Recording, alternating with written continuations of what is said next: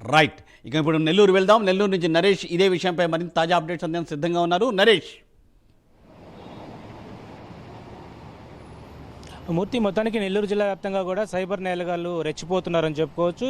ఇటీవల కాలంలో సైబర్ నేరగాళ్లకు ఏదైతే ఆసరగా తీసుకుంటున్నటువంటి అనేక మంది యువత ప్రధానంగా చిక్కుల్లో కూడా ఏదైతే ముందుకు వెళ్తున్న పరిస్థితి కనపడతా ఉంది. దాదాపు కూడా ఏదైతే 31, 1, 2, 3 తారీఖుల్లో ఈ యొక్క సైబర్ నేరగాళ్లు ఎవరినైతే ముందుగా ఫిక్స్ చేసుకుంటారో వారికి ఫోన్ కాల్ చేయడం, అదేవిధంగా ఇటు బ్యాంకర్ల నుంచి మేము ఫోన్ చేస్తున్నామంటూ కూడా ఆధార్ కార్డు నెంబర్ తీసుకోవడం, ఒక ఓటీపీ వచ్చింది, ఆ ఓటీపీ నెంబర్ చెప్పాలంటూ కూడా పదే అనేక రకాలైనటువంటి కాల్స్ ద్వారా వాళ్ళు ఫోన్ చేయడంతో అనేక మంది కూడా ఏదైతే అమాయకులు అయి ఉండొచ్చు, ఉద్యోగస్తులు అయి ఉండొచ్చు, ప్రైవేటు టీచర్స్ అయి ఉండొచ్చు, రకరకాలైనటువంటి ఫోన్ కాల్స్ ద్వారా అనేక మంది సైబర్ నేరగాల యొక్క ఊబిలో చిక్కుకున్నటువంటి పరిస్థితి కనపడతా ఉంది. ఇటీవల కాలంలో నెల్లూరు జిల్లా విషయానికి వస్తే ఇటు వింజమూరు మండలం సంబంధించినటువంటి బొమ్మిరాల చెరువుకు సంబంధించినటువంటి ప్రాంతంలో అంగన్వాడీ టీచర్కి ఇటు సైబర్ నేరగాళ్లు ఉచ్చు బిగించారు. ఏదైతే అంగన్వాడీ టీచర్కి కాల్ చేసి మీ యొక్క పరిధిలో ఎవరైతే బాలింతలు ఉన్నారో ఆ బాలింతలు ఫోన్ నెంబర్స్ ఇవ్వండి,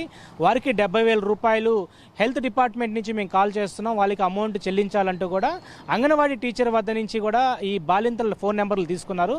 సో ఫోన్ నెంబర్స్ తీసుకున్నటువంటి సైబర్ నేరగాళ్లు బాలింతలకు డైరెక్ట్గా వీడియో కాల్ చేశారు. వీడియో కాల్ చేసిన తర్వాత డైరెక్ట్గా వీడియో కాల్లో మాట్లాడుతూ మీకు గతంలో ఏదైతే కొన్ని నెలల క్రితం బాబు పుట్టాడు కదా, ఆ బాబు పేరు అండ్ వాటన్నిటిని కూడా నమోదు చేసుకున్న తర్వాత ఒకసారి మీ అకౌంట్ డీటెయిల్స్ ఇవ్వండి, అకౌంట్స్కి 70,000 రూపాయలు మీకు జమ చేస్తున్నాము, హెల్త్ డిపార్ట్మెంట్ నుంచి కాల్ చేస్తున్నాం అని చెప్పడంతో ఒక్కసారిగా కూడా డబ్బులు వస్తున్నాయనే నేపంతో వాళ్ళు అవన్నీ మర్చిపోతారు.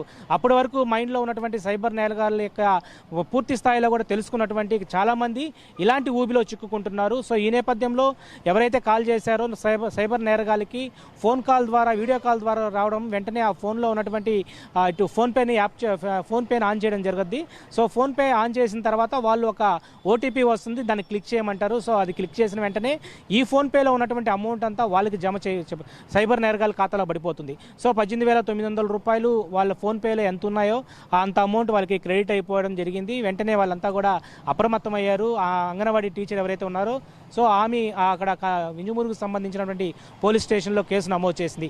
ఇలా వందల కొద్ది సైబర్ నేరగాళ్ళ యొక్క ఉచ్చులో యువత ఉండొచ్చు, అదేవిధంగా ప్రజలు చాలామంది కూడా ఇటు చాలామంది ఇబ్బందికరమైనటువంటి వాతావరణం తలెత్తడంతో అనేక ఇబ్బందులు ఎదుర్కొంటున్నారు.